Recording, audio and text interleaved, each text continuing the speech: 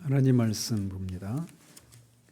요한계시록 12장 7절에서 12절까지 보겠습니다. 요한계시록 12장 7절에서 12절까지 같이 읽겠습니다. 하늘에 전쟁이 있으니 미가엘과 그의 사자들이 용과 더불어 싸울세 용과 그의 사자들도 싸우나 이기지 못하여 다시 하늘에서 그들이 있을 곳을 얻지 못한지라. 큰 용이 내쫓기니 옛뱀 곧 마귀라고도 하고 사탄이라고도 하며 온 천하를 꿰는 자라. 그가 땅으로 내쫓기니 그의 사자들도 그와 함께 내쫓기니라. 내가 또 들으니 하늘에 큰 음성이 있어 이르되 이제 우리 하나님의 구원과 능력과 나라와 또 그의 그리스도의 권세가 나타났으니 우리 형제들을 참소하던 자 곧 우리 하나님 앞에서 밤낮 참소하던 자가 쫓겨났고 또 우리 형제들이 어린 양의 피와 자기들이 증언하는 말씀으로써 그를 이겼으니 그들은 죽기까지 자기들의 생명을 아끼지 아니하였도다. 그러므로 하늘과 그 가운데에 거하는 자들은 즐거워하라. 그러나 땅과 바다는 화 있을진저 이는 마귀가 자기의 때가 얼마 남지 않은 줄을 알므로 크게 분내어 너희에게 내려갔음이라 하더라. 아멘. 지난주에는 6절까지를 통해서 지상에서 용과 여자와의 이 적대관계를 살폈습니다. 그러면서 여자는 구약의 교회에서 아이를 낳으면서 이제 신약의 교회로 그 정체성의 그런 변화가 일어나게 되었다라고 말씀을 드렸습니다. 그래서 한마디로 여자는 신구약의 택함받은 하나님의 백성인 교회 공동체를 가리킨다라고 말씀을 드렸고 그 여자가 낳은 아이는 그리스도, 용은 사탄을 가리킨다라고 말씀드렸습니다. 그래서 용이 아이를 즉 사탄이 그리스도를 죽이려고 했지만 실패하고 그리스도께서 승천해서 보좌에 앉으신 것을 살폈습니다. 그러자 용은 이제 아이를 낳은 여자 즉 교회를 공격하려고 하자 하나님이 광야에 그 여자를 위해서 마련해 온 그 광야에서 그녀를 교회를 여자를 즉 교회죠. 그러니까 1260일 동안 즉 주님의 재림 때까지 양육하고 보호하는 일을 하신다. 이 장면을 살펴봤습니다.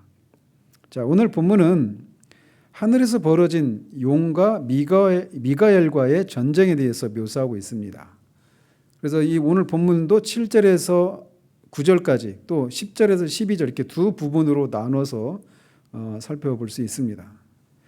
먼저 7절에 보면 하늘에 전쟁이 있으니 미가엘과 그의 사자들이 용과 더불어 싸울세 용과 그의 사자들도 싸우나라고 말을 하고 있어서 이제 장면이 하늘로 옮겨집니다.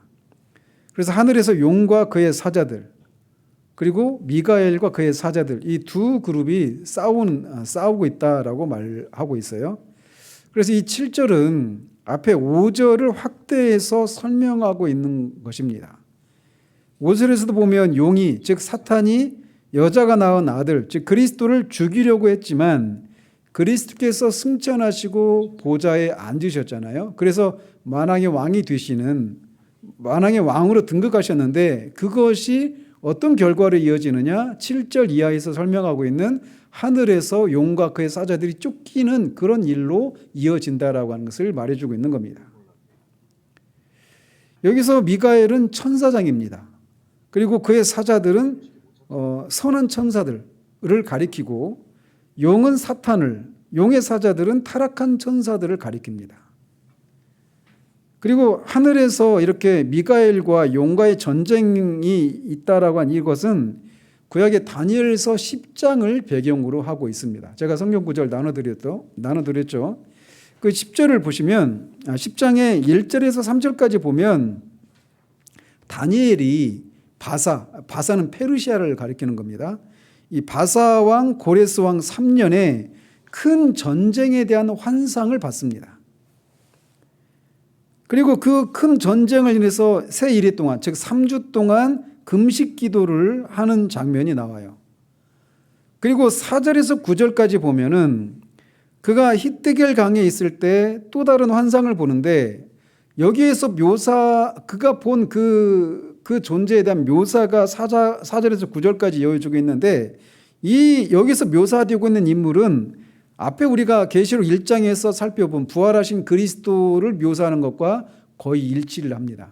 그러니까 4절에서 9절까지 다니엘이 본 그 환상의 인물은 인자예요, 인자. 즉 예수 그리스도를 가리키는 거죠, 결국은. 그리고 이제 다니엘이 본 환상에 대해서 하늘로부터 큰 음성이 나서 그 환상을 설명해 주러 한 존재가 나타납니다. 근데 아마도 이제 이 존재는 앞에 다니엘서 9장 20절에서 27절에 보면 이 하나님의 메시지를 전달하기 위해서 그런 사자로서 오는 천사의 이름이 대부분 가브리엘입니다. 9절에도 보면 가브리엘이 나오는데, 마리아에게도 수태고지를 할 때도 가브리엘 천사가 나타나죠. 그래서 아마 이 10장에서 다니엘이 봤던 이 환상을 설명하려고 나타났던 그 음성으로만 나타나고 있지만, 그 존재는 아마 가브리엘 천사일 거란 말이죠. 그래서 가브리엘로 추정되는 천사가 10장 10절에서 12절에 보면 다니엘이 큰 전쟁에 대한 환상을 보고 새 이래 동안 기도했다고 그랬잖아요. 그런데 10장 10절에서 12절에 보면 그 다니엘이 금식 기도한 후로부터 3주 후에 나타나는 거예요. 3주 후에 나타나서 10장 10절 이하의 말을 해석해 주는 건데, 다니엘이 본 환상이 뭘 의미하는 것인지를 그걸 해석해 주는데 뭐라고 말합니까? 실제 응답은 언제 받았다고 그래요? 그렇죠. 다니엘이 기도한 첫날 이미 그 가브리엘 천사가 하나님으로부터 보냄을 받고 다니엘에게 와서 그가 본 환상이 무엇인가를 설명해 주려고 왔는데 오지 못했다라는 거예요. 3주가 걸려서 왔다라는 거예요. 그걸 설명해 주는 겁니다. 왜 3주가 걸렸는지, 왜 그랬다고 그래요? 13절, 14절에 보면 실제로는 다니엘이 기도한 첫날에 그 기도를 응답을 받고 보냄을 받았는데 3주 후에 온 것은 누가 자신을 가로막았다고 하고 있어요? 13절, 14절 보면, 다니엘서 10장 13절, 14절 같이 한번 읽어보죠. 그런데 바사 왕국의 군주가 21일 동안 나를 없어요? 그래서 그랬구나. 그 다니엘서 10장 13절 14절에 보면 바사 왕국의 군주가 21일 동안 나를 막았다, 이렇게 말을 하고 있어요. 그러니까 기도한 첫날 보냄을 받아서 다니엘에게 오려고 했는데 바사 왕의 군주가, 바사 왕이 자신을 막았다라는 겁니다. 근데 가브리엘은 천사인데 천사를 사람인 왕이 막을 수 있어요? 막을 수 없죠. 그러니까 결국 바사 왕국의 군주는 결국 가브리엘 천사는 선한 천사란 말이에요. 그 천사를 가로막는 악한 천사를 가리킨다, 이렇게 볼 수가 있습니다. 그래서 바사 왕국의 군주가 가브리엘 천사를 가로막아서 못 오고 있는 판인데, 그 가장 높은 군주 중 하나인 미가엘이 와서 나를 도와줌으로 내가 너한테 와가지고 마지막에 일어날 그 환상에 대해서 설명하기 위해서 왔다, 이렇게 말을 하고 있어요. 다니엘서 10장 13절 14절에 의하면. 자, 여기까지 따라오셨죠? 그러니까 다니엘이 두 가지 환상을 본 거예요. 큰 전쟁에 대한 환상을 봤고 인자에 대한 환상을 본 겁니다. 그리고 그 큰 전쟁에 대한 환상을 보고 기도를 했는데 3주 동안 기도했는데 3주 후에야 그가 봤던 환상이 무엇인가를 가브리엘 천사가 설명하기 위해서 온 거예요. 그것도 환상 중이죠. 그런데 그 이유를 설명하는데 실상은 네가 기도한 첫날부터 이미 보냄을 받아서 오려고 했는데 바사 왕국의 군주가 나를 막아서 이제 왔다. 근데 내가 올 수 있었던 곳은 누가 도와줘서 왔다? 미가엘이 도와줘서 올 수 있었다. 이렇게 말해주고 있는 거예요. 권사님 여기까지 오셨죠? 안 오셨나 봐. 그러니까 다시, 왜냐하면 이거를 알아야 계시록 12장의 이 상황을 알 수 있으니까. 다니엘이 지금 7절, 계시록 7장 12장 7절에 있는 게 하늘에서 용과 그의 사자들, 용과 그의 사자들, 악한 천사들이죠. 그리고 미가엘과 그의 사자들, 그러니까 미가엘과 선한 천사들 사이에 이 두 그룹의 두 진영 사이에 싸움이 있는 거예요. 그리고 용과 그의 그룹들이 쫓겨나요.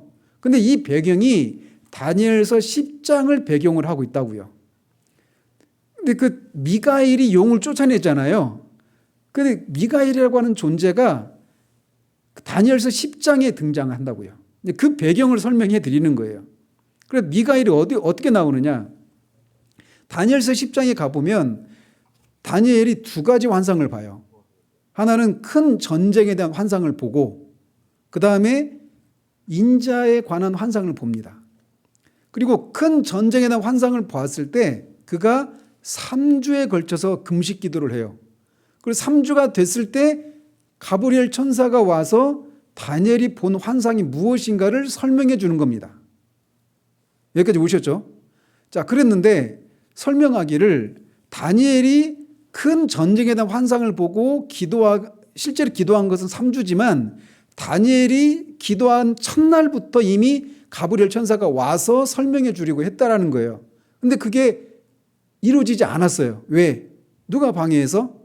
바사 왕국의 군주가. 근데 가브리엘 천사를 막는 존재는 사람이 천사를 막을 수가 없으니까 여기서는 바사 왕국의 군주라고 했지만 사실은 악한 천사일 거라는 거죠. 근데 어쨌든 그래서 바사 왕국의 군주가 가브리엘 천사, 다니엘에게 와서 설명해 주려고 하는 가브리엘 천사를 막아서 못 오고 있는 판인데 누가 도와줬다? 미가엘이 와서 자신을 도와줘서 악한 천사들로부터 자신이 해방되어서 다니엘에게 올 수 있었다. 이걸 설명해 주는 거예요. 그게 다니엘서 10장 1절부터 14절까지 있는 내용이에요. 자, 여기까지 오셨죠? 자, 그런데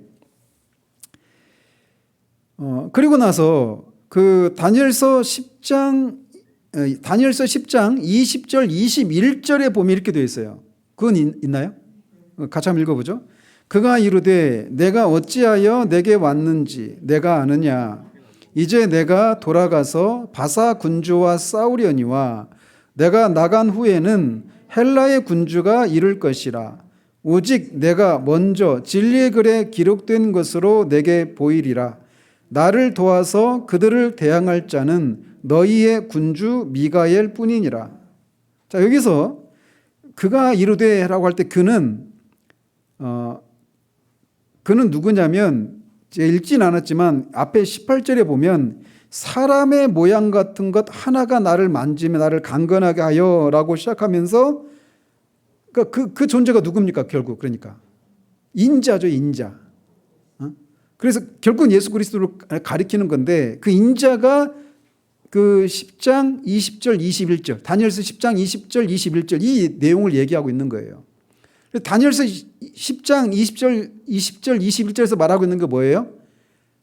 그러니까 바사 왕국의 군주가 막으니까 그거를 이제 물리치려고 나갈 건데 그 다음에는 또 누가 나타난다고요? 헬라 군주가 나타난다는 거예요. 헬라 군주가. 근데 그거를 인자가 이제 싸우려고 나가는데 누가 도와준다? 미가엘이 도와준다. 이렇게 되어 있어요. 그러니까 계속 미가엘이라고 한 이름이 계속 등장을 하죠. 그리고 다니엘서 12장 1절에 보면 또 이렇게 되어 있습니다. 같이 한번 읽어보죠. 그때 내 민족을 호위하는 큰 군주 미가엘이 일어날 것이요 또 환란이 있으리니 이는 개국 이래로 그때까지 없던 환란일 것이며 그때 내 백성 중 책에 기록된 모든 자가 구원을 받을 것이라 이렇게 말합니다. 자, 그래서 지금까지 제가 다니엘서 10장에서 말했던 그리고 다니엘서 12장 1절에서 말하고 있는 이 구절들을 다 한마디로 종합해서 요약해서 말씀을 드리면 인자와 미가엘이 바사와 헬라군과의 전쟁을 하려고 나간다라는 거예요. 근데 바사와 헬라 군주는 누구를 대적하려고 일어난 군주들이냐면 이스라엘을 공격하려고 침략하려고 일어난 군주들입니다. 그러니까 이스라엘을 집어삼키려고 하는 이 바사 페르시아 제국과 헬라 제국의 이 군주를 예수님이 인자라고 말한, 그럼 결국 예수 그리스도를 가리키는 거예요. 그들의 그런 그 침략으로부터 이스라엘을 건지기 위해서 그 출정을 하는데 미가엘이 도와서 그거를 한다라고 말하고 있는 거예요. 그래서 거기서 말하는 이스라엘은 궁극적으로 1차적으로는 이스라엘 그 나라 있잖아요. 그 나라를 가리키지만 역사적으로 보면 이스라엘은 바벨론의 포로로 잡혀가잖아요. 그리고 나서 그 다음에는 페르시아, 여기서 바사라고 말하는 페르시아 제국에 의해서 또 식민 지배를 받습니다. 그리고 나서는 페르시아 제국이 헬라 제국에 의해서 멸망을 당한 후에는 헬라 제국의 지배를 받아요. 자, 그러면 여기서는 분명히 이스라엘을 인자가 미가엘 천사와 함께 바사 군주와 헬라 군주를 그 헬라 군주를 물리치고 이스라엘을 구원할 것이다 이렇게 약속하셨는데 역사적으로는 그게 실천이 안 됐어요. 말씀드린 것처럼 이스라엘은 오히려 페르시아 제국, 바벨론 제국, 페르시아 제국, 헬라 제국이 4개 나라로 쪼개지거든요. 프톨레미아 왕국, 그다음에 셀리쿠스 왕국, 이 두 왕국에 의해서, 이 두 왕국은 결국은 헬라 제국의 일부거든요. 그래서 계속 그 바벨론 제국, 페르시아 제국, 헬라 제국, 그 다음에 로마 제국, 이 4개 제국의 식민 지배를 받습니다. 그 사이에 그 헬라 제국의 그 4개로 쪼개진 나라 중에 하나인 셀리쿠스 왕조 때 마카비 왕조에 의해서, 마카비 그 가문에 의해서 잠시 80년 정도 독립을 할 뿐, 역사 속에서는 여기서 말하고 있는 것처럼 페르시아와 헬라 제국의 지배에서 벗어난다, 이런 일이 일어나지 않아요. 역사 속에서는. 그런데 요한계시록 12장 7절에서 미가엘이, 그러니까 거기 그 다니엘서 10장에 말하는 이스라엘은 결국 역사 속에 실존했던 이스라엘에 대한 예언이 아니라 결국 뭘 가리키는 거다? 영적 이스라엘은 교회를 향한 예언이라는 거예요. 그리고 그것이 실제로 성취되었다라고 하는 것을 요한계시록 12장 7절에서 말을 하고 있다는 겁니다. 아시겠죠?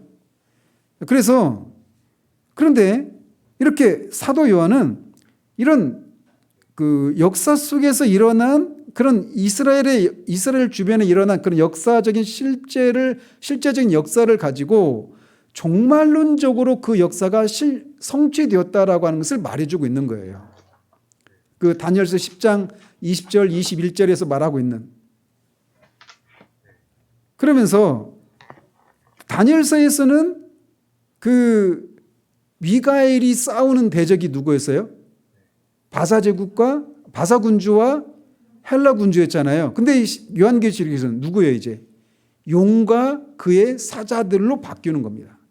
그러니까 다니엘서 10장에서 말하고 있는 이스라엘을 향한 예언이 요한계시록에서 종말론적으로 영적인 이스라엘인 교회를 통해 성취되었다라고 하는 것을 말해주고 있다는 거예요. 그러면서 다니엘서에서는 미가엘이 페르시아 제국 군주와 헬라 군주와 싸우는데 요한계시록에서는 이제 영적으로 용과 그의 사자들, 즉 악한 천사들과 싸워서 이겼다라고 이렇게 말을 하고 있다는 겁니다. 아시겠죠? 자, 그래서 다니엘서의 이런 미가엘의 역할이 요한계시록에서 실제적으로 영적으로 성취되었다라는 것입니다. 아시겠죠? 그래서 이 다니엘서 계시록 12장 7절에서 미가엘이 등장하고 있는 것은 앞에 12장 6절에서 지금 여자는 누구라고요? 교회잖아요. 교회가 광야로 도망쳐 있잖아요. 그죠? 그런 상황에서 근데 누구로부터 도망친 거예요? 그 여자가, 교회가. 용이잖아요, 용. 그죠? 용으로부터 도망쳐 있잖아요. 그런데 그 용이 하늘에서 어떤 상태인가, 그에게 일어난 일이 무엇인가를 12장 7절을 통해 보여주고 있는 거예요. 용이 교회를 집어삼키려고 하잖아요. 그런데 그 용이 어떤 상태다? 하늘에서 쫓겨났다라는 거예요. 근데 하늘에서 쫓겨나게 된 그 결정적인 사건은 무엇일까요? 왜 용이 하늘에서 쫓겨나게 되었을까요? 앞에 12장 4절에서 어떤 일이 일어나요? 여자가 해산하면 그 아이를 삼키려고 하죠. 용이. 그런데 어떻게 됐어요? 아이가 하나님 앞과 보좌 앞으로 올려갔어요. 자, 지난주에 말씀드린 것처럼 이 그리스도가 낮아지심과 높아지심을 통해 이런 하늘과 땅에 있는 모든 권세를 취하는 만왕의 왕으로 등극을 하셨는데, 여기에서는 그 낮아지심을 생략하고 그냥 승천과 보좌에 앉으신 것을 통해서 왕으로 등극하셨다는 하는 것만 강조해서 말하고 있다고 그랬잖아요. 자, 그것 때문에 이게 일어나는 거예요. 그리스도께서 왕으로 등극하셔서 하나님 나라의 왕이 되셨기 때문에 이제 그 하늘에서 있었던 용과 그의 사자들이 쫓겨나게 되었다는 겁니다. 그러니까 이 사실, 교회를 집어삼키려고 하는 용이 사실은 그리스도에 의해서 패배한 패주에 불과하다는 것을 말해주고 있는 거예요. 그러니까 이 사실을 알고 있는 교회는, 그래서 뒤에도 나와요. 뒤에도. 그렇기 때문에 그 사탄을 향해서 교회가 싸울 수 있을까요? 없을까요? 싸울 수 있는 거예요. 왜? 그리스도의 승리의 근거에서. 이거를 얘기해 주려고 하는 것입니다. 자, 그러면서 8절에 보면 그렇게 전쟁이 있었는데 8절에서 어떻게 됐다고요? 이기지 못하여 다시 하늘에서 그들이 있을 곳을 얻지 못한지라, 이렇게 말하고 있어요. 그들은 누굴까요? 용과 그의 사자들이죠. 그러니까 용과 그의 사자들이, 악한 천사들이 이기지 못해서 하늘에서 쫓겨났다라는 거예요.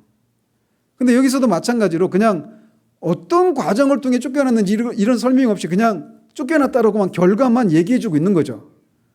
어쨌든 상세한 과정을 설명하려고 하는 것이 목적이 아니라 그 결과를 알려주는 것이 목적이기 때문에 그리스도의 그 승천 장면도 성육신과 율법에 복종하시고 고난을 겪으시고 십자가에 죽으시고 무덤에 장사 지내시고 부활하시고 이런 과정들을 다 생략한 채 그냥 승천과 보좌에 앉으신 것만 강조하고 있는 것처럼, 여기서도 마찬가지로 용이 패주하게 된 그 모든 과정들을 세세하게 기록하고 있지 않아요. 그냥 쫓겨났다라고 하는 사실만 강조하고 있을 뿐이죠. 어쨌든 그것이 가능했던 것은 이 8절에서는 생략되어 있지만 뒤에 10절과 11절의 찬송에서 우리가 살필 수 있듯이 그리스도의 승리 때문에 가능했다라는 겁니다. 자, 그 다음에 9절은 바로 이런 용의 패배에 대해서 좀 더 부연해서 부연 설명을 하고 있습니다. 자, 9절 같이 한번 읽어보죠.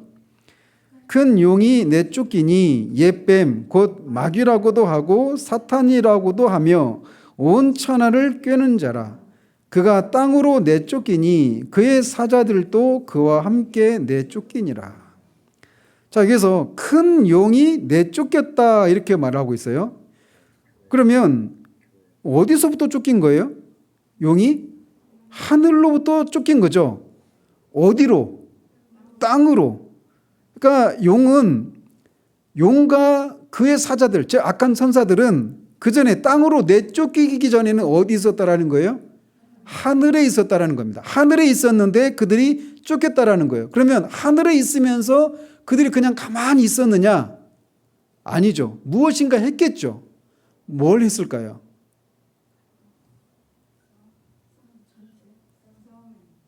그러니까 싸움이 있기 전에 그들이 하늘에서 어떤 활동을 하고 있었어요.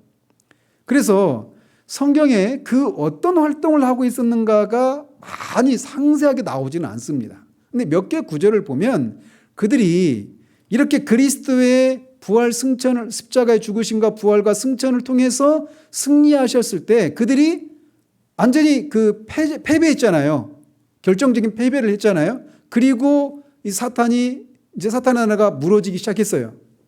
근데 여전히 사탄이 지배하고 있는 이건 불법적인 지배인 거예요. 그거를 설명하는 겁니다. 지금 여기서 말하고 있는 게 계속해서. 그런데 그 일이 있기 전에 그리스도가 오신 일도 결국 마귀의 일을 멸하시기 오셨잖아요. 그리고 그리스도가 오신 것이 마귀의 일을 멸하신다. 이 얘기는 결국 마귀가 불법적으로 점거하고 있는 이 당신의 백성들을 건지시기 위한 거예요. 그것을 위해서는 먼저 어떤 일이 있어야 돼요? 마귀를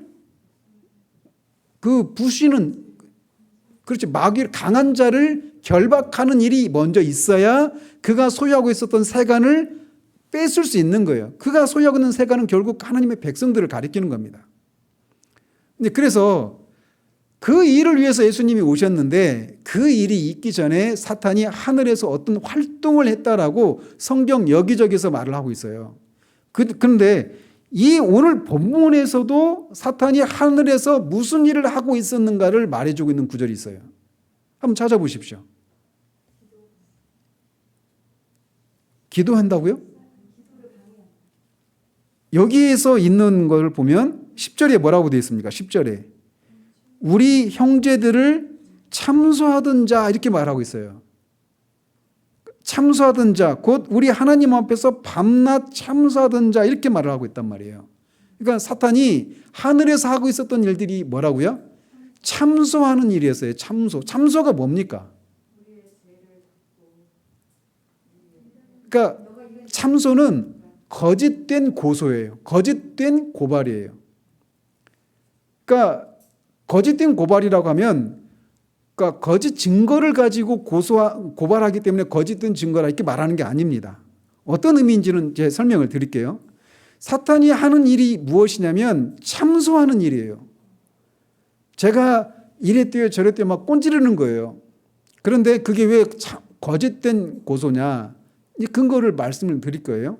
자, 그러면서 그렇게 사탄이 하나님의 회의에 참석해서 참소하는 일을 했다라고 하는 그런 구절들이 성경 곳곳에 나옵니다. 그 중에 하나가 뭐냐면 스가랴서 3장 1절이에요. 나눠드렸죠? 스가랴서 3장 1절에 한번 읽어보죠. 대제사장 여호수아는 여호와의 천사 앞에 섰고 사탄은 그의 오른쪽에 서서 그를 대적하는 것을 여호와께서 내게 보이시니라. 그러니까 여기서 내게 보이실 때 그 내게는 누굴까요? 스가랴죠. 스가랴가 이 환상을 통해서 본 거예요. 환상을 통해서 봤는데 대제사장 여호수아. 그러니까 스가랴가 활동하고 있었을 때 대제사장이 여호수아예요. 그 여호수아를 대적하는 것을 봤대요. 대적한다는 얘기가 바로 여기서 참소한다는 얘기예요. 누가 참소한다고요? 사탄이 하나님 앞에서 여호수아를 대적하는 것, 참소하는 것을 스가랴 선지자가 봤다. 이렇게 말하고 있는 거예요. 자, 그러면서 그가 뭘 참소했느냐면 3장 4절을 보면 알 수 있습니다. 3장 4절 같이 한번 읽어보죠. 여호와께서 자기 앞에 선 자들에게 명령하사 그 더러운 옷을 벗기라 하시고 또 여호수아에게 이르시되 내가 내 죄악을 제거하여 버렸으니 내게 아름다운 옷을 입히리라 하시기로. 그러니까 사탄이 여호와 앞에서 여호수아를 참소하고 대적하는 일을 했는데 뭘 가지고 참소했을까요? 그렇죠. 그 더러운 옷을 입고 있는 것을 벗기라고 했잖아요, 하나님께서. 그럼 그게 뭘 말하는 거예요? 그걸 뭐라고 말합니까? 내 죄악을 제거해 버렸다 이렇게 말하고 있어요. 자, 여기서 보여지는 게 어떤 것이 연상되십니까, 여러분은? 우리가 하나님 앞에서 더러운 옷을 입은 것처럼 드러난다고 하잖아요. 우리의 의가 하나님 앞에 더러운 옷과 같다 말하잖아요. 근데 그 더러운 옷과 같은 우리 자기 의 대신은 뭘 입어야 돼요? 그리스도의 의의 옷을 입어야 되잖아요. 바로 스가랴서는 그래서 구약의 복음서들 이렇게 말을 하는 거예요. 스가랴서가 바로 이 장면이에요. 그러니까 결국 사탄이 하나님 앞에 여호수아에 뭘 가지고 그렇게 참소를 했던 거예요? 죄를 가지고 참소를 했던 거예요. 그런데 하나님이 어떻게 하셨어요? 죄를 가려버리신 거예요. 제거해버리시는 거예요. 자, 그래서 제가 그런데 그거를 사탄이 그러니까 그게 할 수 있겠어요? 없겠어요? 못하는 거예요. 그 죄가 제거되어 버렸으니까. 자, 사탄이 참소하는 방식이 이거예요. 제가 영적 침체에서도 얘기했잖아요. 네가 지난 여름에 한 일을 내가 알고 있어. 이렇게 말하는 것처럼 그런 얘기 들을 때 섬뜩하잖아요. 우리가 누군가 나타나가지고 네가 몇 년 뒤에 어디서 누구랑 한 일을 내가 다 알아. 이거 까발리면 너 다쳐. 막 이런 얘기 할 때 우리가 얼마나 놀래요. 우리가 막 그런 구린 일이 있다라면. 그런데 사탄이 그렇게 하는 거예요. 그런데 그게 왜 거짓된 참소예요? 거짓된 고소예요. 그 죄를 지은 사실이 거짓입니까? 그건 사실이죠. 그런데 그게 거짓인 이유가 뭐예요? 우리가 그런 사람이지만 여기 스가랴 3장 4절에 나오는 것처럼 여호수아의 더러운 옷을 하나님이 새 옷을 입혀서 그의 죄를 제거해 버리신 것처럼 우리의 자기 의라고 하는 더러운 옷을 벗겨 버리시고 그리스도의 의의 옷을 우리에게 입혀 주셨기 때문에 우리가 죄를 지은 건 사실이지만 그리스도의 의에 근거해서 우리가 죄를 짓지 않은 사람으로 하나님이 여겨 주신단 말이에요. 그런 의미에서 거짓된 고소인 거예요. 그러니까 뒤에도 나오지만 이 진리를 알지 못하면 사탄이 우리에게 참소할 때 우리가 방어할 근거가 없어요. 방어하기는 하는 걸 넘어서서 여기서는 그 뒤에 나오겠지만 뭐라고 말하냐면 즐거워하라고 하거든요. 자기 죄를 방어하기도 급급한 상황 가운데서 즐거워할 수 있겠어요? 할 수가 없는 거예요. 그런데 사탄이 그 짓을 한다는 거예요. 하나님의 이 회의에 참석해서 성도들을 참소하는 일을 한다는 거예요. 그런데 그 일을 하는데 그 하늘에서 그런 일을 하던 하늘에서 쫓겨났다는 거예요. 이렇게 스가랴서는 사탄이 하나님의 앞에서 성도들을 참소하는 일을 한다라고 하는 것을 여기서 보여주고 있어요. 그리고 제가 시간 관계상 다 읽진 않지만 욥기서 1장 6절에서 12절 또 욥기서 2장 1절에서 6절을 보시면 제가 거의 다 인용해 적어놨어요. 거기 보면 욥기 1장 6절에 보면 앞에 하나님의 아들들이 와서 하나님의 아들들은 여기서 뭡니까? 누굽니까? 천사들이에요. 여기서는 하나님의 아들들이 와서 여호와 앞에 섰고 할 때 그 하나님의 아들들은 천사들입니다. 그리고 누구도 있다고 그 사이에 사탄도 그들 가운데 온지라 이렇게 말하고 있어요. 그러니까 하나님의 그 회의에 천사들도 있고 사탄도 그 자리에 끼어 있는 거예요. 그리고 욥기 2장 1절에서 6절에서 마찬가지예요. 또 하루는 하나님의 아들들이 와서 여호와 앞에 서고 사탄도 그들 가운데 와서 그래서 이런 구절들을 보면 사탄이 하늘에서 하나님의 회의에 어전 회의에 참석해서 거기서 성도들을 하나님의 백성들을 참소하는 일을 했다라고 말하고 있다는 것이죠.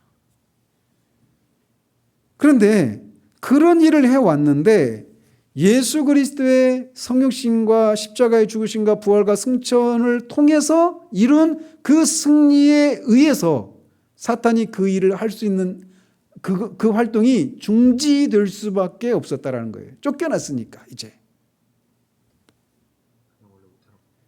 그것을 얘기해 주고 있는 거예요. 자, 그러면서 9절에 보면 뭐라고 말하자면 그 용을 뭐라고 부릅니까? 옛뱀이라고도 하며 또 마귀, 사탄이라고 말하고 있어요. 옛뱀은 어디에 등장한 뱀입니까? 창세기 3장에 등장해서 하와를 유혹해서 선악 알게 나무 열매를 따먹게 한 그 뱀을 가리키는 거예요. 그리고 사탄은 마귀 혹은 사탄 이렇게 말하잖아요. 동의어입니다. 마귀는 헬라어고 사탄은 히브리어예요. 사탄이 히브리어입니다. 어원이. 사탄을 헬라어로 디아블로스로 디아블로스라고 불러요. 그걸 우리는 마귀라고 번역을 했죠. 그래서 그런데 이 마귀 혹은 사탄이 옅뱀이기도 하고 용, 옅뱀, 마귀, 사탄 다 같은 존재입니다. 그런데 그 존재가 하는 일이 뭐라고 그랬다고요? 온 천하를 꿰는 자라 이렇게 말하고 있어요. 9절에서. 온 천하를 꿰는 자예요. 온 천하는 이 땅에 사는 사람들을 가리키는 겁니다.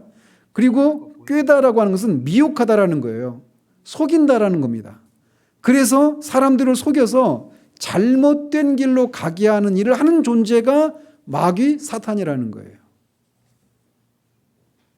그래서 마귀는 사람들로 하여금 올바른 길로 가지 못하게 하는 일을 하는 거예요. 그래서 어떻게 하자고요? 올바른 길로 가지 못하게 되면 어떻게 되는 겁니까? 그렇죠. 지옥에 가고 궁극적으로는 이 땅에서도 결국은 파괴적인 삶을 살 수밖에 없게 되는 거예요. 마귀의 본성은 그겁니다. 근데 처음부터 나도 네 삶을 완전히 망치고 파괴해버릴 거야 이렇게 다가오는 게 아니에요. 속이는 존재니까 사람들이 원하는 것들을 주죠. 그러나 궁극적으로는 그게 파괴로 이어지는 길이라는 거예요. 그 일을 했다라는 겁니다. 온 천하에서. 올바른 길로 가지 못하게 하는 거예요. 올바른 길이 뭘까요? 그렇죠. 하나님의 뜻에 순종하는 것, 그게 올바른 길이에요. 그러니까 처음부터 창세기 3장에서 옅뱀이라고 말했던 그 뱀을 통해서 나타난 사탄이 그때부터도 계속해서 하나님의 뜻, 하나님이 해라 하지 말라라고 분명히 말씀을 통해서, 그러니까 구두를 통해서, 구두의 말을 통해서 또 기록된 말씀을 통해서 명시적으로 말씀해 주신 것을 그것을 따라 살아가는 것이 올바른 길이고 그것이 생명의 길인데 그 길을 가지 못하도록 하는 거예요. 근데 그 길을 가지 못하게 하는 방법이 뭐라고요? 그들을 속이는 거예요. 그래서 창세기에서 그걸 아주 극명하게 보여주고 있는 거죠. 하나님이 그렇게 말했어? 라고 말하면서 하나님의 말씀을 살짝 비틀고 의심하게 해서 결국은 하나님 어떤 불순한 의도를 가지고 너희들이 풍성히 누리지 못하도록 하기 위해서 인색한 어떤 분, 뭔가 꼼수를 가지고 있는 분처럼 생각하게 해서 결국 하나님의 뜻을 어기게 만드는 그런 일을 해왔다라는 것이죠. 그런데 그런 사탄이 그의 사자들과 함께 땅으로 내어 쫓기게 되었다라는 겁니다. 그렇기 때문에 사탄이 사람들을 미혹하는 사역에 치명적인 타격을 받게 된 겁니다. 그리고 이 상황은 뒤에 20장에서 용이 무저갱에 갇히게 돼서 만국을 미혹하지 못하게 된 그 상황과 똑같은 상황이에요. 자, 그러면서 이렇게 이제 7절에서 9절까지는 그 하늘에서 전쟁이 일어나고 그 전쟁에서 결국 용과 그의 사자들이 쫓겨나게 된 그 사건을 말하고 있고 10절에서 12절까지는 사탄 그의 추종자들이 하늘에서 땅으로 쫓긴 것에 대한 찬양이 이어지고 있습니다. 10절 같이 한번 읽어보죠. 내가 또 들으니 하늘에 큰 음성이 있어 이르되 이제 우리 하나님의 구원과 능력과 나라와 또 그의 그리스도의 권세가 나타났으니 우리 형제들을 참수하던 자 곧 우리 하나님 앞에서 밤낮 참수하던 자가 쫓겨났고. 그래서 하늘에 큰 음성이 있다라고 할 때 그 음성의 주체는 천사들이든지 아니면 구원받은 우리 그 뒤에 나오는 것처럼 우리 형제들이라고 말하고 있는 것을 보아서는 또 구원받은 하나님의 백성들 이렇게 말할 수도 있어요. 근데 어쨌든 천사와 구원받은 하나님의 백성들 총칭할 수도 있는 것이죠. 어쨌든 그런 존재들이 찬양을 하는 거예요. 근데 찬양하는 내용이 뭡니까? 이제 우리 하나님의 구원과 능력과 나라와 또 그의 그리스도의 권세가 나타났으니 라고 말하고 있어요. 그러니까 결국은 이게 뭘 말하고 있는 거냐면 하나님의 나라가 나타나게 되었다라고 말하고 있는 거예요. 그런데 앞에 이 표현 우리 하나님의 구원과 능력과 나라와 또 그의 그리스도의 권세가 나타났다라고 한 이 표현은 앞에 11장 15절과 비슷합니다. 11장 15절 한번 같이 한번 보시죠. 세상 나라가 우리 주와 그의 그리스도의 나라가 되어 그가 세세토록 왕노릇 하시리로다. 자, 여기서 세상 나라가 우리 주와 그의 그리스도의 나라가 되어 그가 사세토록 왕노릇 하시리로다. 이것도 하나님 나라가 임하게 된 것을 찬양하고 있는 거예요. 근데 11장 15절은 하나님의 나라가 언제 임하게 된 것을 찬양하고 있는 겁니까? 이게 일곱 나팔 심판이 일곱 번째 나팔이 울린 다음에 불려진 찬송이죠. 일곱 번째 나팔은 마지막, 그러니까 주님의 재림을 앞두고 있는 심판을 가리키는 거예요. 그러니까 주님의 재림으로 인해서 하나님의 나라가 임한 것을 찬양하고 있는 것이 11장 15절이에요.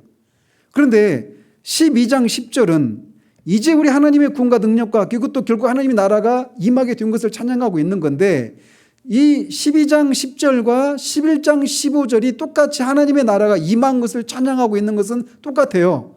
그런데 시점이, 하나님의 나라가 임한 시점이 다릅니다. 11장 15절은 언제라고요? 재림 때예요. 재림 때.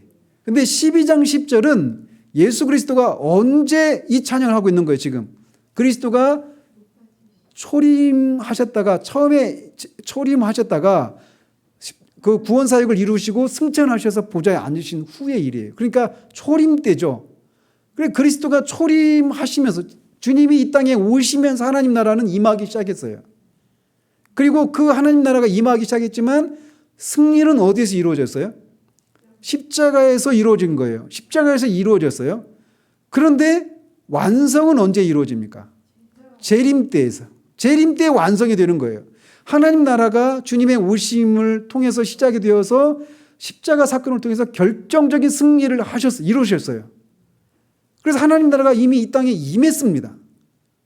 그런데 그게 완성이 아직 안 됐어요. 그 완성은 그리스도가 재림하실 때 이루어지는 거예요. 그래서 똑같이 하나님 나라의 그 임하심을 노래하고 있지만, 나타남을 노래하고 있지만 그 하나님 나라가 임하는 시점이 다르죠. 그래서 하나님 나라는 그렇게 이루어지는 거예요. 그리스도의 초림으로 시작이 되어서 그리스도의 재림으로 완성되는 것이 하나님의 나라예요. 그러니까 지금은 하나님 나라가 임했습니까? 임하지 않았습니까? 임했죠. 우리도 하나님 나라의 백성이고, 그래서 누구든지 그리스도를 자신의 구주로 영접하게 되면 다 하나님 나라의 백성이 되는 거예요. 그리고 그런 일들이 지금도 계속 진행되고 있는 것이죠. 그런데 12장 10절에서 그렇게 그리스도가 초림을 통해서 승리하신 것을 인해서 하나님 나라가 임했는데, 어떻게 임했다고요? 누구를 패배시킴으로 통해서? 여기서는 하나님 앞에서 형제들을 참소하던 자가 누구예요? 사탄이죠.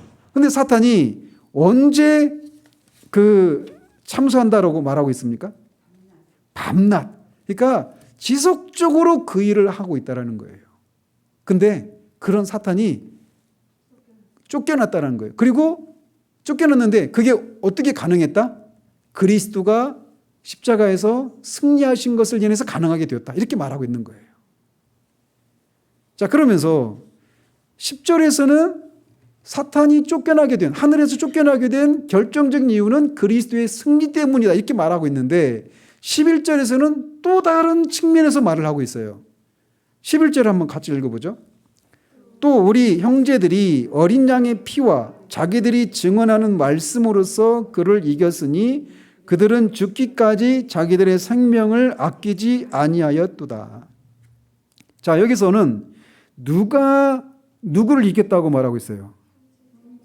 우리 형제들이,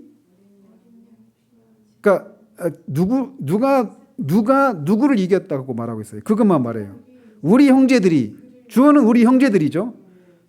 사탄을 이겼다. 그러니까 삼형식이죠. 우리 형제들이 사탄을, 그를 할 때 그가 사탄이죠. 하나님 앞에 밤낮 참소하던 자니까. 우리 형제들이 사탄을 이겼다. 이렇게 말하고 있는 거예요. 그러니까 여기서 우리 형제들은 문맥상 하나님의 백성들입니다. 하나님의 백성들이 이겼다라고 하는 거예요. 10장에서는 누가 이겼기에 사탄이 쫓겨났다고 그랬어요? 그리스도가 이겼기 때문에 그가 쫓겨났다고 하는데 11절에서는 형제들이 이겼대요. 하나님의 백성들이, 주님을 믿는 자들이. 그러면서 형제들이 뭘로 이겼다고 말하고 있습니까? 어린 양의 피와 자기들이 증언하는 말씀으로 이겼다라고 말하고 있어요. 어린 양의 피는 예수 그리스도의 피를 가리키는 거죠. 포혈의 능력으로 말미암은 거예요. 그리고 자기들이 증언하는 말씀, 자기들은 누굽니까? 형제들이죠. 형제들이 증언하는 말씀으로 이겼다라는 거예요. 그러면서 자기들이 증언하는 말씀은 결국 앞에 증거의 말, 그리스도의 증거, 하나님의 말씀과 예수의 증거, 하나님의 말씀과 그들이 가진 증거, 예수의 증거, 하나님의 말씀 다 똑같은 말씀인데 결국 말씀과 증거는 같은 의미가 있는 거예요. 그러니까 그들의 그런 자기들이 증언하는 말씀, 그러니까 말씀으로 사탄을 이겼다라는 거예요. 사탄을. 그러니까 여기서 이제 우리가 근데 말씀으로 이겼다라고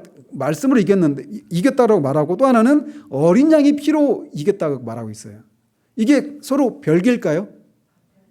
왜 같죠? 말씀에서 말하고 있는 핵심이 뭡니까? 그 어린 양의 피가 이겼다라는 거예요.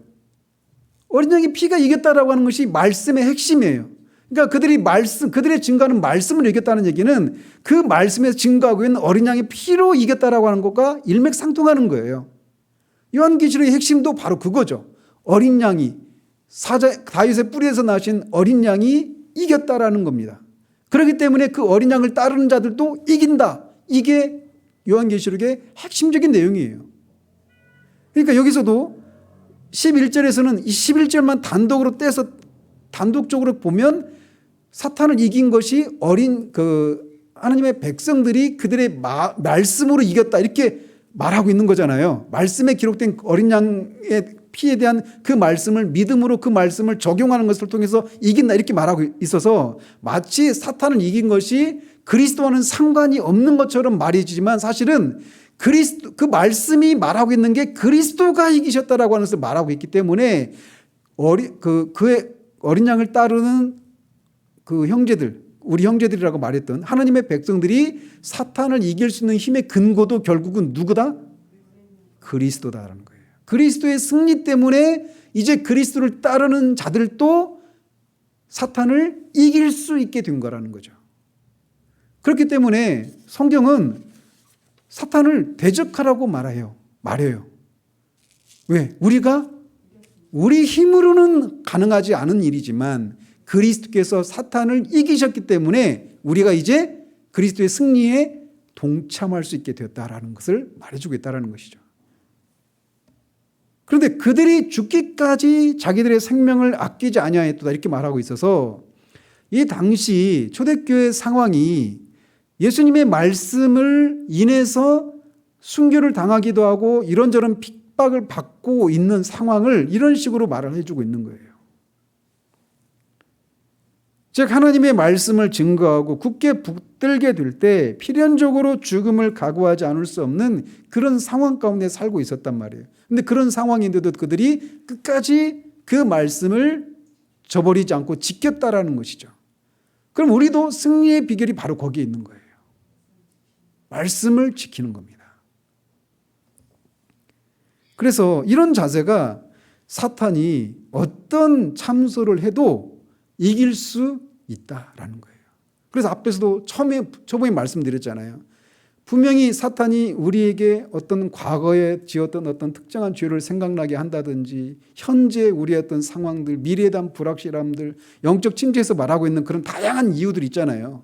그런 다양한 상황들을 가지고 우리를 침체하게 만들고 하나님 앞에 나갈 담대함을 꺾어버리고 미래에 대한 불확실과 생활에 대한 염려로 우리의 마음이 둔해지고 하나님을 향한 갈망과 그리움과 그 말씀을 따라 살고자 하는 마음도 잃어버리게 되고 그런 말씀을 따라 살고자 하는 그런 살 수 있는 그 능력도 잃어버리는 그런 신앙에 어떤 활기도 없이 그냥 기계적인 방식으로 그렇게 메마르고 무기력한 모습으로 살게 만드는 일이 사탄이 하는 일인데 그 일에 우리가 맞설 수 있다라는 거예요. 무엇으로? 어린 양의 피, 즉 말씀으로 그것을 이길 수 있다는 겁니다. 그렇기 때문에 그 예배소서 6장에서 말하고 있는 것처럼 우리의 싸움은 혈과 육에 있는 것이 아니요 정사와 권세와 공중에 있는 이 세상의 어둠의 주관자들과 공중에 있는 악한 영들을 대한 싸움이다라고 말하잖아요. 영적인 싸움이다라고 말하잖아요. 그러면서 뭘 취해야 된다고 말해요?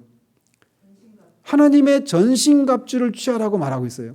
근데 하나님의 전신갑주, 구원의 투구, 복음의 신발, 그 진리의 허리띠, 의의 흉배, 또 뭐죠? 예? 믿음의 방패, 그죠? 믿음의 방패도 성령의 검, 하나님의 말씀. 그런데 구원의 투구든 복음의 신발이든 의의 허리띠든 이 모든 것들 다 결국 뭐예요? 말씀의 진리예요. 그러니까 결국 다 진리로 우리가 무장해야 된다라고 하는 것을 말해주고 있는 거예요. 사탄과 싸우는 데 있어서 필요한 것은 진리라는 거예요. 진리, 말씀. 그리고 또 함께 뭐가 있어야 돼요? 성령의 말씀과 함께 항상 기도하라고 하죠. 어디 안에서? 성령 안에서. 성령의 능력과 말씀으로 사탄의 참소를 우리가 물리칠 수 있다라고 말하고 있는 거예요. 그러니까 여기서 노래하고 있는 이 구절 이 찬송 한 구절 속에서 에베소서 6장에 나오는 그 6장 10절 이하에서 나오는 18절까지 이어지는 전신갑주를 취하라고 하는 이 문맥과 일맥상통하는 거예요. 그런데 이것이 가능한 것이 결정적으로 가능해진 것이 무슨 사건이다? 그리스도의 십자가 사건이라는 겁니다. 그 결과 사탄이 하늘에서 쫓겨나서 성도들을 참소할 근거를 잃어버린 거예요. 그거를 그림으로 보여주는 장면이 스가랴서 3장 4절에 있는 것처럼 여호수아의 더러운 옷을 하나님이 깨끗한 옷으로 갈아입혀서 죄를 제거하는 이 장면을 보는 겁니다. 그러니까 사탄이 할 수가 없는 거예요. 근거가 없어져 버렸으니까. 깨끗한 옷을 입어버렸기 때문에 제 옷이 더럽대요. 제가 죄를 지어서 저렇게 불결해야 돼. 이렇게 말할 수가 없는 거예요. 근데 이 진리를 모르면 그리스도께서 그렇게 우리의 더러운 옷을 제거하시고 그리스도의 순결하고 거룩하고 흠없는 그 거룩한 옷을, 그리스도의 의의 옷을 우리에게 입혀주셨다라고 하는 그 진리를 우리가 모른다라면, 그리고 그 일이 우리가 하나님 앞에 제대로 살아갈 때만 그렇게 효력을 발휘하고 그렇지 않을 때는 없어져 버린 이런 것이 아니라 그것은 영원 불변하는 요지부동의 그런 사실이라고 하는 사실들을 끊임없이 붙들고 있을 때 그것을 우리가 그런 싸움에서 이길 수 있다는 거예요. 진리를 아는 것이 그래서 중요하다는 것입니다. 예. 진리를 알지니 진리가 너희를 자유케 하리라. 그러면서 12절에서 이렇게 앞에서 언급한 내용들의 결과를 소개합니다. 12절 같이 읽어보죠. 그러므로 하늘과 그 가운데 거하는 자들은 즐거워하라. 그러나 땅과 바다는 화 있을진저 이는 마귀가 자기의 때가 얼마 남지 않은 줄을 알므로 크게 분내어 너희에게 내려갔음이라 하더라. 자, 그러므로 이렇게 시작하고 있어서 이렇게 그리스도가 이기셨고 그리스도가 이기신 것에 근거해서 어린 양의 피와 말씀으로 하나님의 백성들도 사탄을 이겼으니 그러니까 이제 어떻게 해야 된다는 거예요. 하늘과 거기에 거주하는 자들은 뭐하라? 즐거워하라는 겁니다. 우리가 사실 이것을 우리가 안다라면 즐거워할 수밖에 없게 되는 거예요. 밤낮 참소해서 밤낮 거기에서 속수무책으로 당할 수밖에 없는 그런 우리에게 승리를 가져다 주셨으니까, 그러니 당연히 즐거워하고 찬송할 수밖에 없게 되는 거죠. 그래서 하늘에 거하는 자들과 하늘과 그 가운데 거하는 자들 이렇게 말하고 있어요. 하늘을 마치 의인화시켜서 하늘도 즐거워하라 이렇게 말하고 있지만 사실은 하늘에 거하는 자들이에요. 하늘에 거하는 자들은 문자적으로 하늘에 있는 자들만 가리키는 게 아닙니다. 결국 그리스도 어린 양을 따르는 자들, 그리스도인들, 구원받은 하나님의 백성들을 가리키는 것이죠. 그러면서 그래서 하늘과 그 가운데 거하는 자들은 즐거워하라 이렇게 말하고 있는데 땅과 바다는 화 있을진다 이렇게 말하고 있어요. 여기서 땅과 바다는 화 있다라고 말할 때 결국 거기에는 이제 땅과 바다에 거하는 자들 이게 생략되어 있겠죠. 문맥상. 자, 그래서 그들에게는 이렇게 하늘에 거하는 자들과 땅에 거하는 자들을 그들이 처하게 될 그런 운명이 서로 상반됩니다. 그러면서 그것을 가리키기 위해서 성경도 그 땅에 거한다 할 때 그 단어를 스케노라고 하는 헬라 단어를 쓰고 땅에 사는 자들이라고 말할 때도 그 산다라고 하는 단어를 카토이케오라고 하는 동사를 사용합니다. 그래서 동사를 다르게 사용하고 있어요. 그들이 겪게 될 그 운명이 다르기 때문에 이것을 구별하기 위해서도 말이죠. 자, 그러면서 땅에 거하는 자들에게 화가 있다라고 말하는데 왜 화가 있다라는 겁니까? 땅과 바다에 거하는 자들에게 마귀가 그들에게 내려갔기 때문이라는 거예요. 근데 어떤 상태로 내려갔다고요? 크게 분노해서 땅에 사는 자들에게 내려갔대요. 자, 그러면서 왜 마귀가 크게 분노했다고 그래요? 자기 때가 얼마 남지 않은 줄 알기 때문이라 이렇게 말하고 있어요. 그러니까 마귀가 자기 때가, 자기가 마음대로 활동할 수 있는 그런 때가 얼마 남지 않은 줄 알고 땅에 막 분노한 상태로 땅에 내려갔다는 거예요. 그런데 땅에 내려갔는데 땅에 거하는 자들, 결국은 믿지 않는 자들을 가리키는 겁니다. 믿지 않는 자들에게 화가 있다라고 말해요. 왜 그럴까요? 마귀가 그들을 결국 파괴할 것이니까. 마귀는 자기 때가 얼마 남지 않았다라고 하는 것을 안다라고 말하고 있습니다. 근데 마귀가 언제 쫓겨났어요? 예수 그리스도의 승리, 예수 그리스도의 승리를 인해서 쫓겨나게 된 거죠. 근데 그 예수 그리스도가 이제 재림하실 때까지가 마귀의 때인 거예요. 그러니까 마귀 입장에서 보면, 그죠? 그러니까 예수 그리스도가 초림하셔서 승리하셨잖아요. 구속사역을 이루시고 승리하셨잖아요. 그 승리의 결과가 사탄과 그의 왕국에게 결정적인 그런 패배를 안겨다 줬어요. 그런데 최종적인 승리는 완성은 아직 안 이루어졌죠. 마치 그 얘기 많이 들으셨잖아요. 2차 대전 때 그 D-Day라는 말 들었죠. D-Day, 그 다음에 뭐 디시전 데이, 이게 결정적인 날 이런 말이에요. 그 다음에 V-Day, 빅토리 데이, 승리의 날 이렇게 얘기하거든요. D-Day, V-Day. D-Day는 그 프랑스의 노르망디라고 하는 해안에 연합군이 상륙을 해가지고 독일의 결정적인 패배를 안긴 전투예요. 노르망디 상륙작전. 그때가 D-Day예요. 근데 그게 완전한 패배로 이어지는 데까지는 1년 정도 걸렸어요. 1년 후에 독일이 완전히 패배를 합니다. 그래서 완전히 패배한 날은 1년 뒤인 V-Day 때이지만 결정적인 패배를 안겨다 준 전투가 노르망디 상륙작전이에요. 그게 D-Day예요. 그래서 D-Day와 V-Day는 달라요.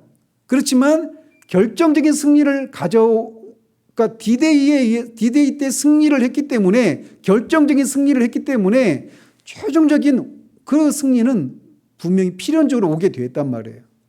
근데 승리 입장에서 볼 때 이렇게 말하는 것이고, 패배를 당한 입장에서 보면 D-Day 때 결정적인 패배를 당한 거예요. 그리고 최종적으로 완전히 패배를 하게 되는 겁니다. 근데 그 사이에 독일 제국의 그 1년 동안에 아직도 그 전쟁을 할 수 있었잖아요. 그런 것처럼 이거를 마귀의 입장에서, 마귀의 왕국의 입장에 대입해 보면 그렇다라는 거죠. D-Day는 어떤 사건이에요? 예수 그리스도의 십자가 사건입니다. 그리고 V-Day는 그리스도의 재림이에요. 초림과 D-Day와 V-Day 사이가 마귀가 활동하는 시기예요. 그 시기가 요한계시록에서는 42달, 1260일, 한때, 두때, 반때 이렇게 말을 하는 거예요. 그러니까 마귀가 그때가 자기의 때가 얼마 남지 않았다라고 하는 것을 알고 분노해서 온 거예요. 그러나 마귀는 결정적으로 패배한 패주죠. 패배한 군주예요. 패주. 그거를 요한계시록 20장에서는 마귀를 잠시 동안 무적행에 옥에 가둬놨다 이렇게 말하는 거예요. 그러니까 마귀가 전혀 활동을 하지 않는 것이 아니라 십자가를 통해서 결정적인 패배를 했고, 그리스도의 재림을 통해서 완전히 끝장나서 이제 불못에 던져져서 완전한 패배로 끝나요. 근데 그 사이 기간 동안에는 아직도 마귀가 자기의 때라고 말하는 그런 활동. 그래서 20장에서는 무적에 가두어서 만국을 미혹하지 못하게 한다 이렇게 말하고 있는데 그 기간이 주님의 초림과 재림 사이의 기간이라는 거예요. 그러니까 마귀가 전혀 활동을 하지 않고 있다는 의미가 아니라 결정적인 패배를 하고 있어서 결정적인 패배가 있기 전에 활동했던 그런 정도로 활동하지 못하게 되었다라고 하는 것을 말해주고 있는 거예요. 아시겠죠? 자, 그래서 여기서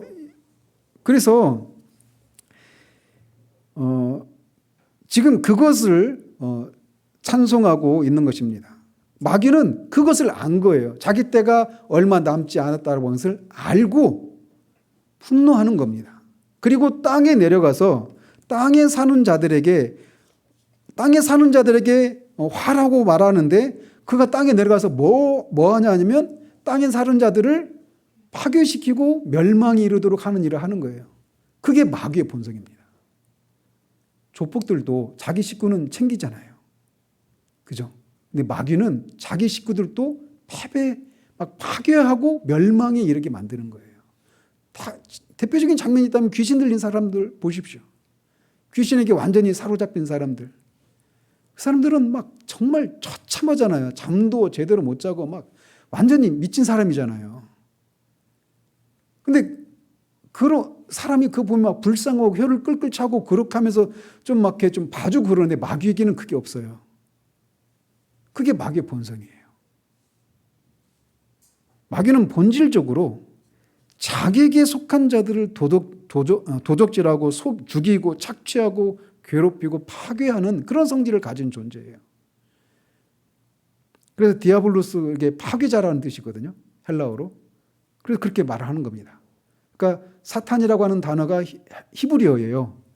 근데 그거를 헬라어로 바꾼 단어가 디아블로스고.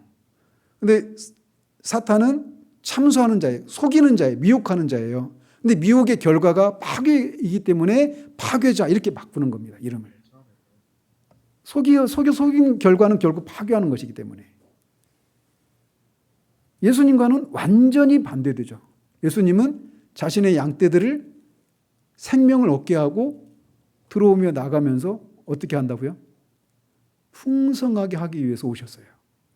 그러니까 사탄과는 완전히 다른 분이시죠.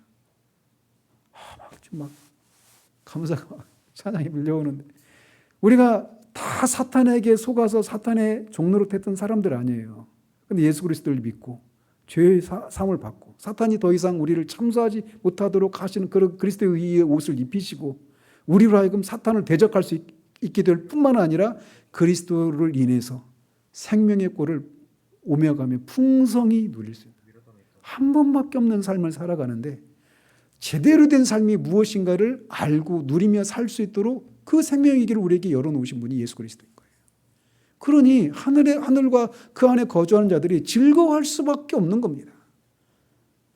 그런데 이 사실을 이것을 받고 있는 초대교회 그 상황들을 계속 연결시켜서 생각해 보십시오.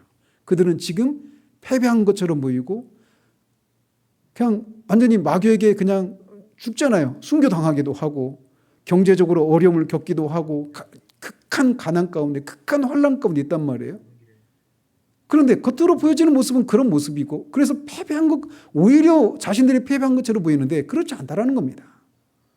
오히려 사탄이 패배했고 그의 날들은 얼마 남지 않았고 우리는 그리스도가 이미 승리했고 그 그리스도의 승리에 우리는 동참한 사람들이고 그리스도와 그 승리를 통해서 도래하게 된 그 하나님의 나라가 결국은 그리스도가 다시 오시면 완성이 되어지는 그래서 그 안에는 눈물도 아픈 것이나 죽는 것이나 어떤 슬픔도 어떤 고통도 없게 되는 완전한 승리, 완전한 기쁨, 완전한 만족, 완전한 평안을 누릴 수 있게 된다라고 말하고 있는 거예요. 그럼 어떻게 돼요? 그 말씀을 믿고 그 말씀을 따라서 믿음으로 살아야 되는 것이죠. 그걸 하라고 요한계시록을 이렇게 저렇게 다양한 모습으로 우리에게 말해주고 있는 거예요. 기도하겠습니다. 하나님 아버지,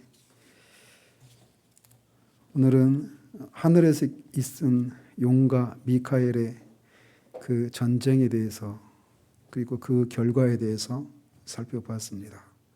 그 말씀이 말하고 있는 바대로 그리스도의 승리를 통해서 이제 그리스도를 따르는 자들도 그리스도의 승리에 동참한 사람이 되었음을 알고 겉으로 보여지는 삶의 모습은 승리가 아니라 패배자처럼 보이는 그런 삶을 살아가고 있을지라도 믿음으로 그 삶을 승리가 우리의 것임을 알고 그렇게 즐거워하라고 하는 이 명령을 따라 살아갈 수 있는 데까지 나아가는 우리들 될 수 있도록 도우시기를 원합니다. 그것이 가능한 것은 말씀이 우리에게 말해주고 있기 때문임을 우리가 기억하고 말씀을 배우고 말씀이 우리에게 말해주고 있는 바들을 아는 일들에 그리고 알게 된 일들을 힘써 누리는 일들에 우리가 정말 우리의 전생일을 바칠 수 있는 그런 우리들 될 수 있도록 도우시기를 원합니다. 이런 승리를 주신 하나님을 찬양하고 우리 주 예수 그리스도 이름으로 기도합니다. 아멘.